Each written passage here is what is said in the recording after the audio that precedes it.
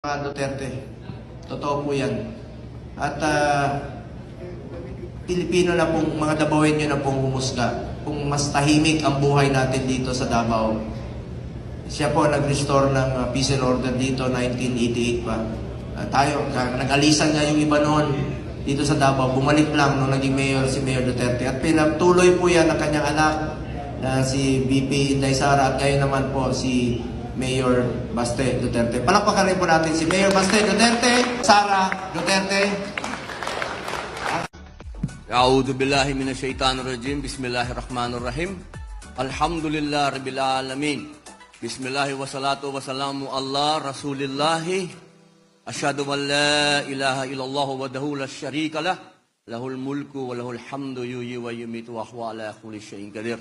Assalamualaikum. Pagbati po ng pagpapala at awa at siyempre po, una sa lahat, kapayapaan ng ating Panginoon Diyos sa ating lahat.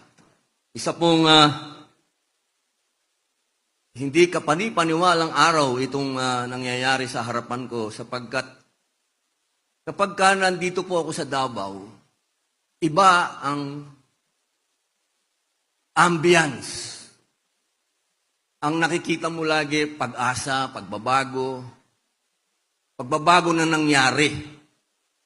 Hindi pagbabago na kwento. Kasi dito sa bansa natin, dalawa yun eh. Yung pagbabagong salita lang, saka yung pagbabagong nangyari. At dito po sa Davao City, nangyari ang pagbabago. Yan po yung isang bagay na sa kwento po, no? Katulad ng sinabi ng aking mahal na kapatid na si Baste, si Mayor Baste. Sorry hindi ko agad nasabi yung Mayor Tol kasi magkapatid po kami niyan. Magkasama kami noong 2016 nung kami po yung nangangampanya. Tunay po yung sinabi niya. Tandaan po natin yun. Ideology. Ang Davao City ay ideology. Yung tagumpay, yung pagbabago, yung mukha ng ating Pangulong, pinakamagaling na Pangulo na dumating sa Pilipinas. Kahit anong gawin nilang paninira, kahit anong gawin nilang kwento-kwento, walang naniniwala. Sapagkat si Pangulong Rodrigo Roa Duterte ay hindi isang kwento. Siya ay katotohanan. Nangyari. Tingnan niyo po, ngayon, popular na popular si Trump. Pero pag titingnan mo si Trump, Digong. Kinokopya niya si Digong. Ngayon lamang po, nung naupo siya, tingnan ninyo, sino ba ang Pangulo ng Pilipinas na pagkaupo, marami na kagad nangyari? Walang iba, kundi si Digong.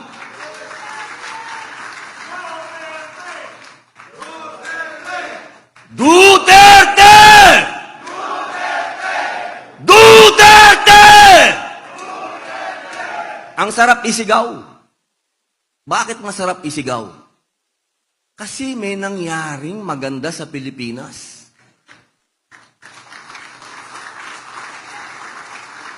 Hindi po tayo pupunta dito ngayon kung hindi tayo naniniwala sa Duterte. Gastos nyo yan, di ba? Wala naman akong nilabas na pera dito. Gastos nyo lahat yan. Pumunta kayo dito, gastos ninyo. Maglalabas ka ba ng pera kung hindi mo mahal yung tao? Ako,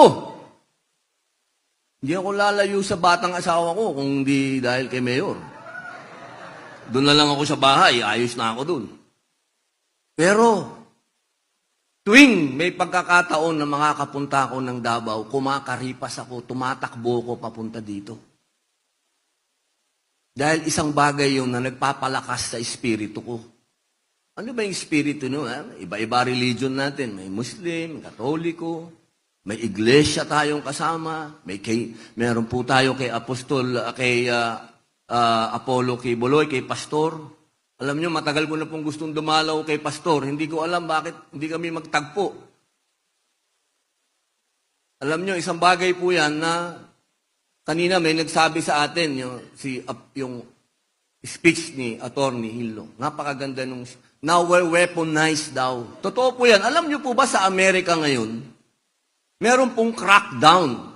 Nag-utos po ang Pangulong Trump na itigil na yung persecution doon sa mga Christian, sa mga pastor, sa mga lumaban, doon sa mga panukala, mga ginagawa nila sa Amerika, patungkol doon sa mga pagkilala sa iba't ibang gender, sa pagtuturo sa mga eskwelahan ng gender, sa pagpapalakas ng abortion.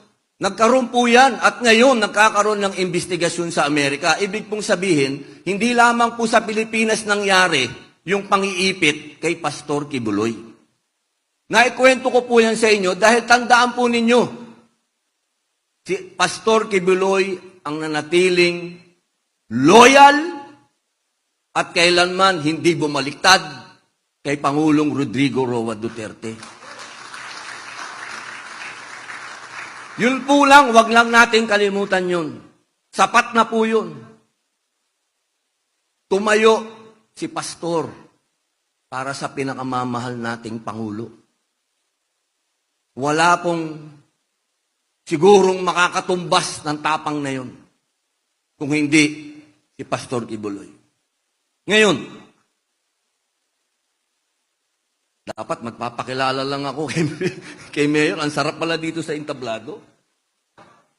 Pasensya na po kayo, nasarapan ako, Mayor, pero kasi po, tunay po yung aking sinasabi nila lagi sa Senado. Alam nyo, yan si Robin, wala naman alam yan. Ay, totoo. Wala akong alam. Pero isa lang ang alam ko. Lahat ng ginagawa ni Mayor, Presidente Digong, yun ang sinusundan ko. Wala nang iba.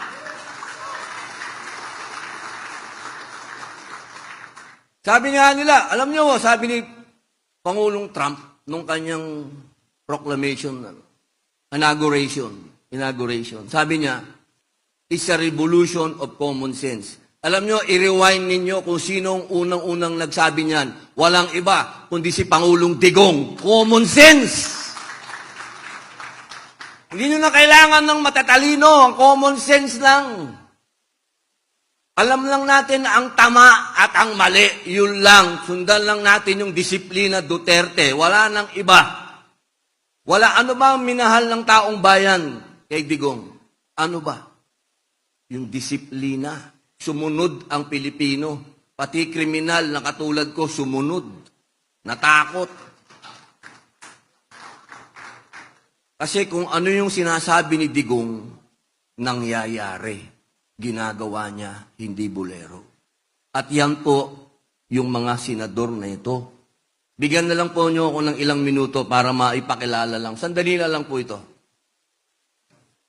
Alam kong sabik na po tayo madinig yung ating idol, pero campaign manager ako baka mapagalitan ako. Una po sa lahat,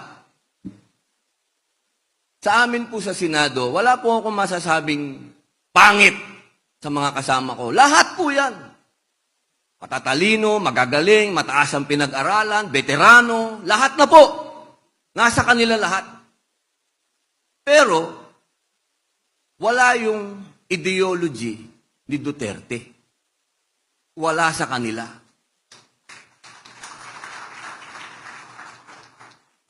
Sabi nga ng mga Pilipino, kailangan na magpapabago. Kailangan na tayong magbago. Paano tayo magkakaroon ng pagbabago? Puro luma yung hinahalal nyo. Walang personalan yan. Totoo lang itong sinasabi ko. Yung isang bagay na paulit-ulit, kahit sa larangan ng pag-ibig, masakit yung paulit-ulit tapos wala rin, di ba? Kailangan po may magdala ng tunay na pagbabago. At ito po yan. Unahin ko na. bago. O, siyempre, unahin muna natin si General Bato.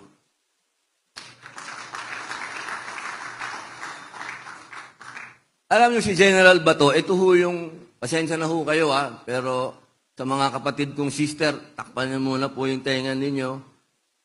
Pasensya na po kayo sa babanggitin ko, pero ito pong si General Bato, balls of steel po itong taong ito. Napakatapang po nitong taong ito. Narinig naman po nyo kanina, nagsasalita siya dito. Sinasabi niya sa inyo ng diretsyo kung ano yung nangyayari. Ako hindi ko alam, hindi naman ako miyembro ng BICAM, kaya hindi ako makapagsalita kung anong nangyayari.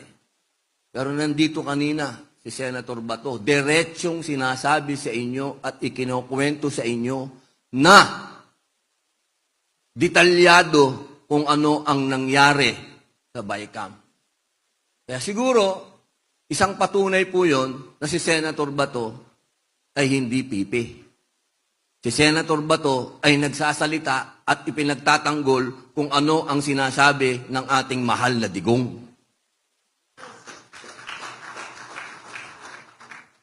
Ibig sabihin, ito po yung kasama mo sa hirap at ginhawa. Ito po yung taong hindi kayo iiwan. At pati po doon, alam nyo, ito naman, marami naman nagsasabi dyan, ganyan naman kayo talaga sa Senado. Siyempre. Pero kami pagka nagpapapirma kami ng, may committee report ako, may committee. Hindi na po ako nagdadalawang isip. Hindi na ako nagdadalawang salita. Doon sa ibang senador, kailangan mo pang manligaw. Siyempre, pare, tulungan mo naman ako, pirmahan. Pero kay Senator Bato, lahat po ng pinapirmahan ko, lagi po siyang nandyan. Kaya mga kapatid kong Muslim, lahat po ng mga batas kong isinusulong panukala na patungkol sa ating pananampalataya, lahat po yan nakapirma si Senator Bato. Sa Marawi po, yan po ang laging tumatayo doon. Nauunahan pa ako. Minsan binibiro ko, pare, ako yung Muslim senator, hayaan mo naman ako mauna. Kasi minsan nauuna pa ho siya na nakikipaglaban para sa mga Muslim. Kaya palakpakan po natin si Senator Bato. Sumunod po, bago. Ito yung go. Ito, hindi ho ako magiging politiko kung hindi ko nakita si Senator Bongo. Hindi po ako magpopolitiko. Kasi wala. Isa lang ho talaga ang kinabilibang kong politiko at yun lang po si Digong. Wala nang iba. Kaya po ako sumama sa grupong ito. Dahil nakita ko talaga, ito ang leader.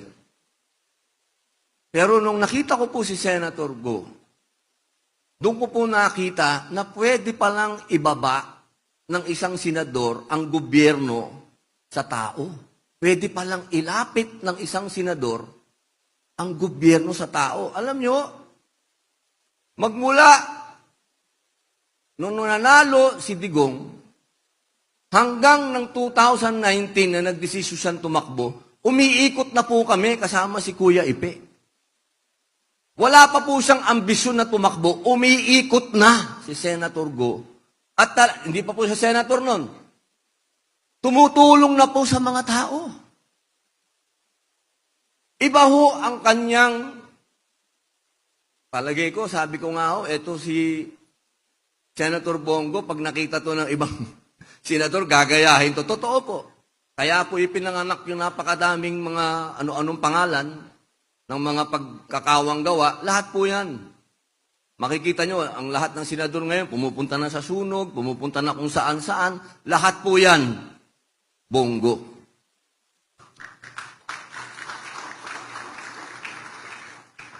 Yung patungkol po sa health, kanina na ikwento niya sa inyo.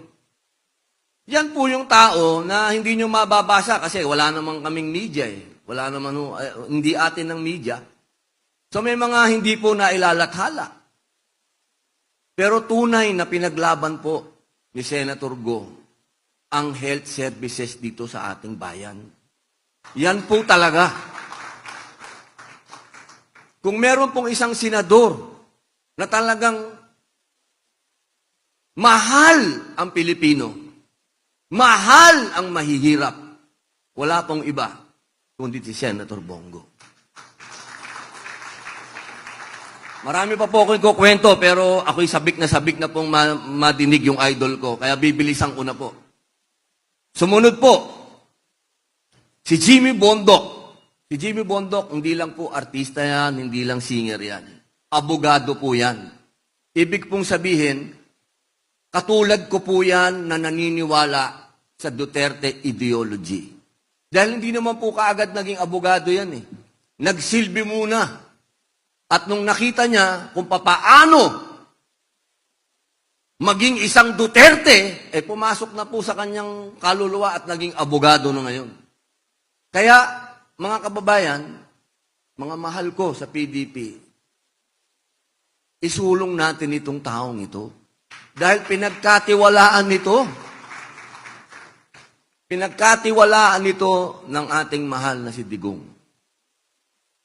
Alam ko, marami nagsasabi dyan, puro na kayo artista dyan. Sa totoo lang po, mas marami pong artista doon kaysa sa amin. Mas marami pong artistang politiko kaysa sa amin. Nako, kung alam nyo lang.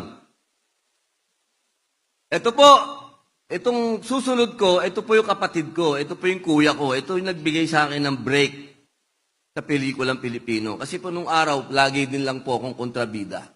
Pero nung napanood niya po ako sa TV, kinuha niya ako. Sabi niya, pinsan ka ba ni Daboy? Si Rudy Fernandez po. Opo. O sige, total magaling ka, halika, kukunin kitang artista. Ginawa niya po akong bida. At yaan po si Kuya Ipe. Doon po sa pelikulang ginawa namin, ang role ko po ay napakaliit lang. Pero pinahaba po ni Kuya Ipe. Ang sabi niya sa akin, alam mo, Robin, nakikita ko sisikat ka eh. Kaya bibigyan kita ng break. Kaya noon pa lang nakita ko na si Kuya Ipe hindi insecure sa buhay niya. Si Kuya Ipe, ang gusto niya maging matagumpay ang lahat ng nangangarap. Kung sa loyalty po, wala na po sigurong sa lahat po sa amin, kasama na po ako. Kasama na po ako. Kung ako po 100% ang loyalty ko kay Pangulong Digong, si Kuya Ipe 200%.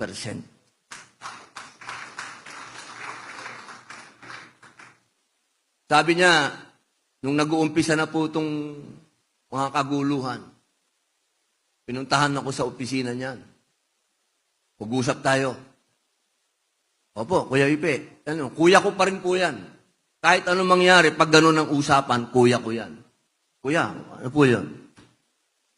Wag na wag mong iiwan si Digong. Kahit anong mangyari, wag na wag mong iiwan si Digong. Yan po ang matatandaan ko sa aming dalawa ni Kuya Ipe. Yung araw na pinuntahan niya ako. Sabi niya, napakadami na nating pinagsilbihan. Pero hindi tayo kailanman nakakita ng ilaw. May ilaw na dito. Huwag na tayong pumunta sa dilim. Yan po si Kuya Ipe. Hindi ko nakakalimutan yun. Akala mo, nakakalimutan ko. Busy lang ako noon. Nagsusulat ako pero nakikinig ako, Kuya Ipe. Susunod po. Ito po. Kailangan po natin talaga ng mga abogado. Wala na pong gagaling pa sa mga abogado na to.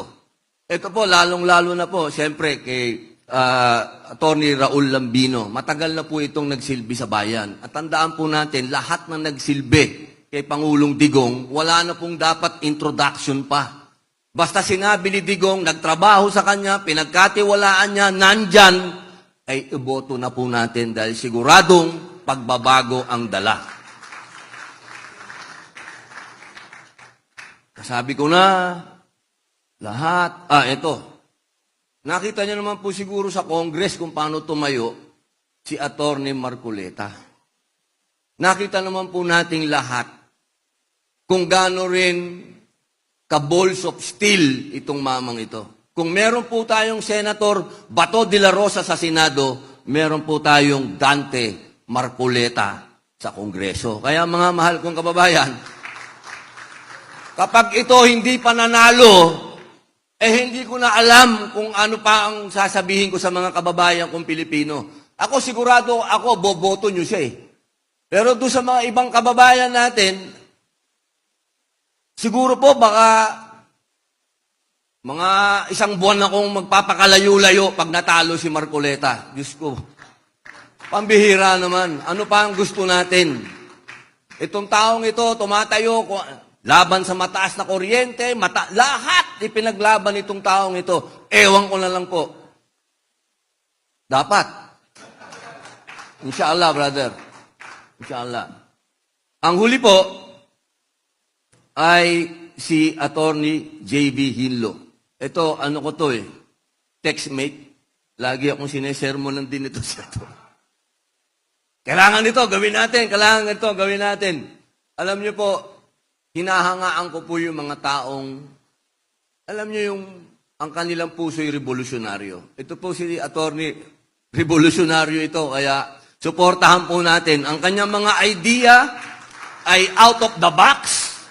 Kaya suportahan po natin dahil naniniwala po ako na kailangan natin itong mga ganitong klaseng pag-iisip. Yung mga pag-iisip na hindi yung mga dati ng pag-iisip. Ito yung bagong pag-iisip. Attorney, mabuhay ka. Opo. Nandito na po tayo sa pinakamagandang parte. Nabanggit ko na si Pastor. Unang-una si Pastor. Aba, meron po talagang ano pa. Unang-una po si Pastor na nabanggit ko. Ulitin ko. Huwag niyo pong kalimutan ang isang tao na tumindig, nakipaglaban, at ngayon nangungulungan ng dahil sa paniniwala natin. Yan po, huwag natin kalilimutan yan. Pastor Apollo Kibuloy. Ito na po yung pinakamagandang parte. Ito po, gusto ko tatanungin ako ng anak ko, ano ang gusto mong matandaan? Tatay po ang tawag sa akin ng anak ko. Ito yung araw na to, na ako ay ginawang presidente ng PDP laban ng isang pinakamagaling na presidente ng Pilipinas. Kalimutan na natin lahat. Itong araw na to, oras na to, na ipapakilala ko ang isang taong nagdala ng pagbabago sa Pilipinas sa loob ng 6 na taon. Isang pagbabago po na nagbigay ng inspirasyon sa bawat Pilipino. Bawat Pilipinong nangangarap mabuhay ng tahimik, mapayapa, maunlad. Isang pinuno na may puso, pinuno na matapang, pinuno na nagsilbing ama nating lahat. Wala po siyang pinanigan, wala siyang tiningnan. Ang lahat ay pantay-pantay. Sa kanya, lahat ng Pilipino ay anak niya. Isang pinuno na naniwala na kaya nating mga Pilipino. Bago nagkaroon ng Make America Great, nauna-muna si Rodrigo Roa Duterte, let us make Philippines great.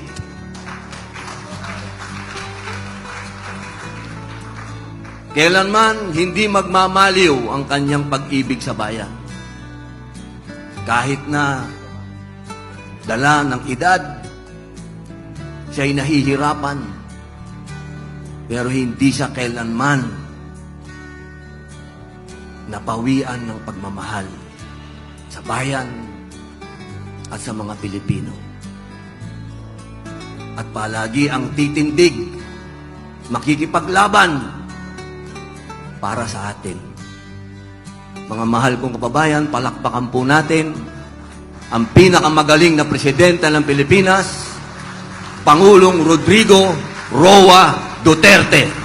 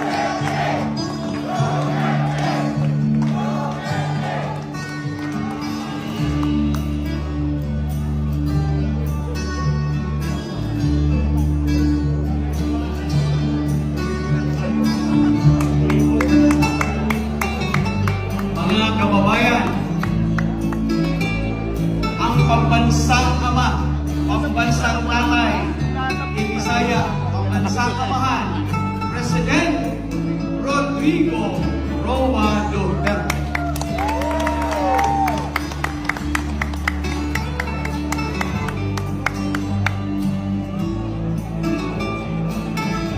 Kasama po sa ating pambansang tatay, ang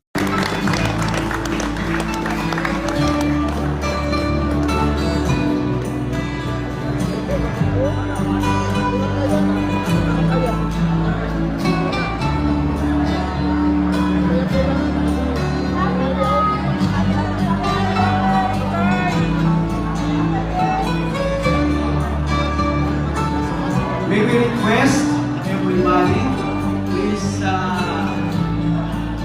up to your respective seats.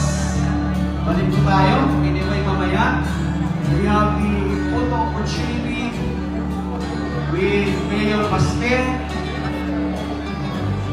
and President Rodrigo Duterte.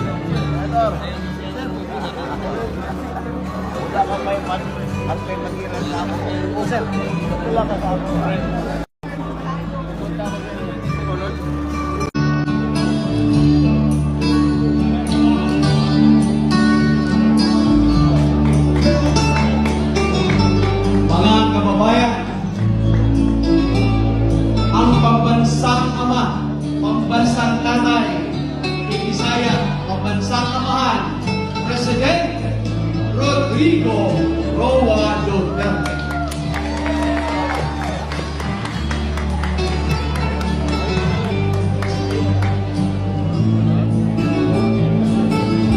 Kasama po sa ating pambansang tatay, ang tatay po ng City of Davao. Wala po iba. Si Mayor Sebastian Paste Duterte.